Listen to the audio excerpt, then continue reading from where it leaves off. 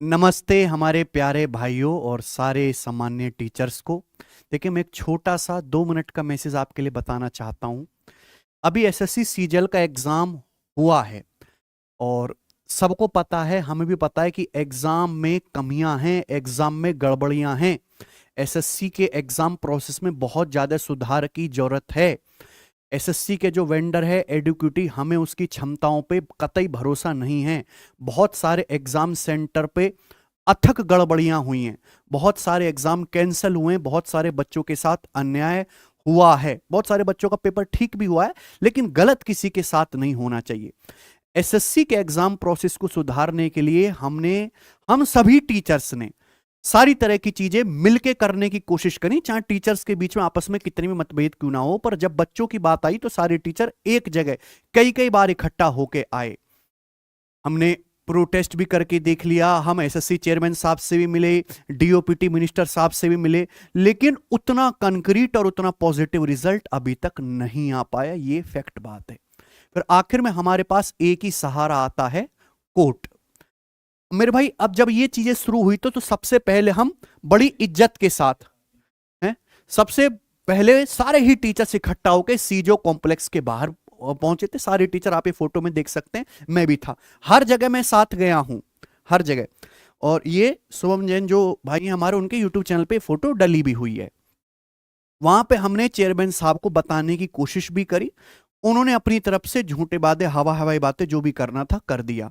उसके बाद जो है 31 तारीख को, फिर 24 तारीख को रामलीला मैदान पे जंतर मंतर में हमने हर तरीके से बात सरकार को भी और एसएससी को भी स्ट्रिक्ट तरीके से बताने की कोशिश करी। वो अलग बात है कि बच्चों की बातें बहुत पीछे छूट गई और टीचर की कंट्रोवर्सी बहुत आगे बढ़ गई, जिससे एसएससी में तो कोई सुधार हुआ नहीं, बच्चों का समय बहुत ज्यादा बर्बाद हुआ।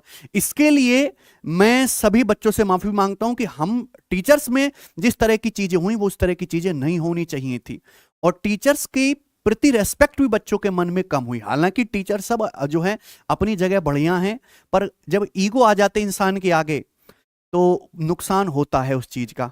है हाँ, अब हम हैं, अभिनय सर हैं, आदित्य रंजन हैं, राकेश यादव सर हैं, सब बढ़िया हैं, सब अपनी जगह बढ़िया हैं, सब बच्चों का भला चाहते हैं, सब बढ़िया पढ़ाते हैं। लेकिन बच्चों का जो समय बर्बाद हुआ, जो अननेसेसरी कंट्रोवर्सी जो हुई, वो नहीं होनी चाहिए थी, और मैं हमेशा उससे दूर रहा हूं।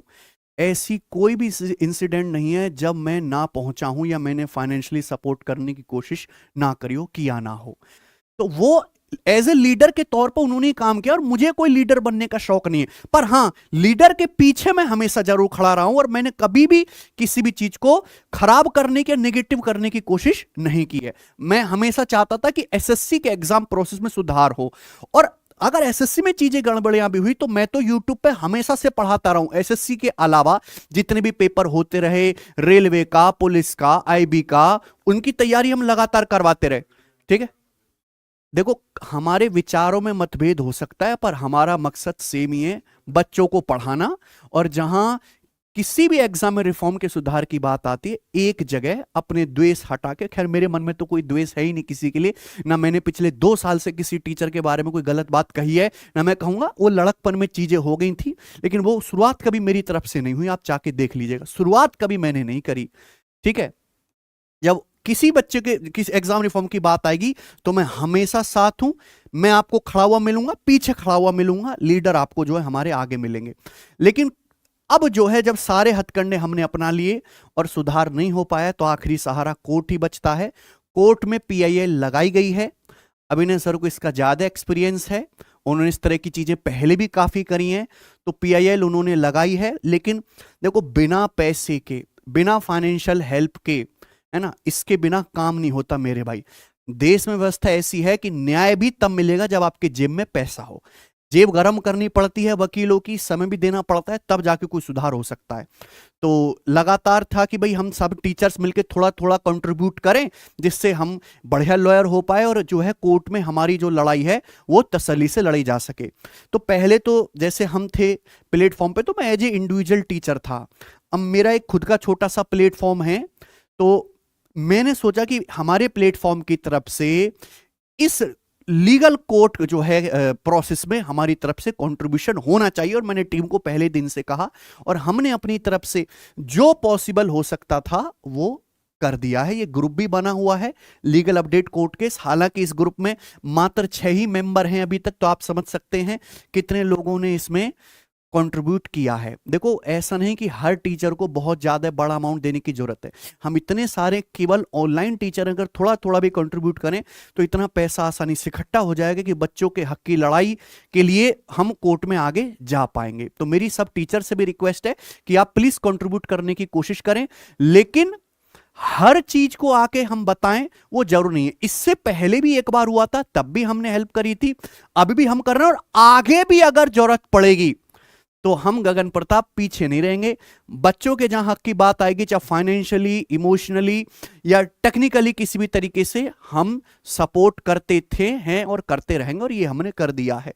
लेकिन ये बड़ी मजबूरी है कि मुझे आके बताना पड़ा, क्योंकि आप कमेंट सेक्शन में जब तक आप अपनी आंखों से कोई चीज देख नहीं लेते हो कि मास्टर यहां गया, हमें दिख गया, हाँ अब भरोसा हुआ, तब तक आप जो है उन चीजों को समझ नहीं पाते हो। समय ऐसा आ गया, जो दिखता है उसी पे आप विश्वास करते हो, जो आपको नहीं दिख रहा है वो सब आपके लिए झूठ है।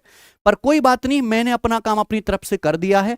आगे जितनी भी हेल्प बन पड़ेगी और जरूरत पड़ेगी एक्स्ट्रा, हम तैयार हैं उसको करने के लिए मेरे प्यारे भाई, ठीक है। और मैं अपने और साथी टीचर से भी रिक्वेस्ट करता हूं कि देखिए, ये ग्रुप बना ही दिया है सर ने, तो जितनी भी कोर्ट के अपडेट होते रहेंगे वो हमें मिलते रहेंगे, और सभी टीचर्स में कंट्रीब्यूट करने की कोशिश करें। और एसएससी का प्रोसेस, बहुत सारे ऐसे बच्चे हैं जिनकी इच्छा GST inspector, income tax inspector बनने की है, या एएसओ बनने की है, दिल्ली में जॉब करने की, और कुछ करना नहीं चाहते, उनके लिए तो एसएससी सहारा है।